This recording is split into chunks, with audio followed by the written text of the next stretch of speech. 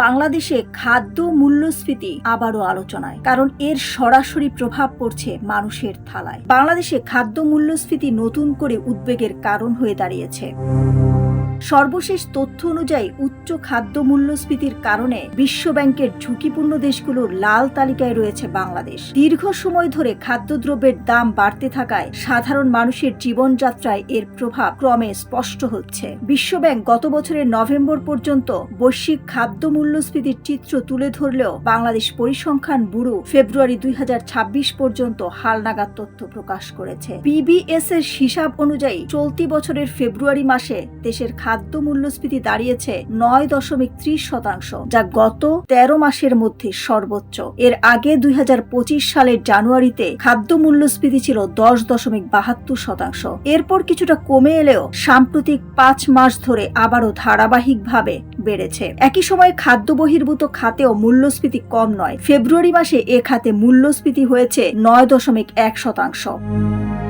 অর্থনীতিবিদদের মতে এই প্রবণতা দেশের নিম্ন ও মধ্যবিত্ত মানুষের উপর সবচেয়ে বেশি চাপ সৃষ্টি করছে, কারণ এসব শ্রেণীর মানুষের আয়ের বড় অংশই ব্যয় হয় খাদ্যের পেছনে। অনেক ক্ষেত্রে তাদের মোট আয়ের 2/3 পর্যন্ত খাবার কিনতে চলে যায়। ফলে খাদ্যের দাম সামান্য বাড়লেও তাদের জীবনযাত্রায় বড় ধরনের প্রভাব পড়ে।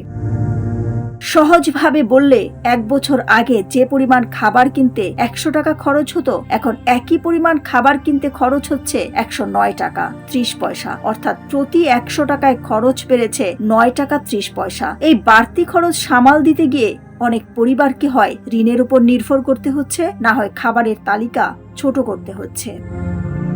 বিশেষজ্ঞরা বলছেন মূল্যস্ফীতি অনেকটা অদৃশ্য করের মতো কাজ করে। আয় স্থির থাকলেও ব্যয় বেড়ে গেলে মানুষের প্রকৃত ক্রয় ক্ষমতা কমে যায়। দীর্ঘ সময় ধরে উচ্চ খাদ্য মূল্যস্ফীতি বজায় থাকলে তা দারিদ্র্য বাড়াতে এবং পুষ্টিহীনতার ঝুঁকি তৈরি করতে পারে। বাংলাদেশে গত 3 বছরের বেশি সময় ধরে খাদ্য মূল্যস্ফীতি তুলনামূলক বেশি পর্যায়ে রয়েছে। এত দীর্ঘ সময় ধরে এমন পরিস্থিতি অতীতে খুব একটা দেখা যায়নি। এর ফলে নিম্ন আয়ের মানুষের ভোগান্তি দীর্ঘস্থায়ী আকার নিয়েছে।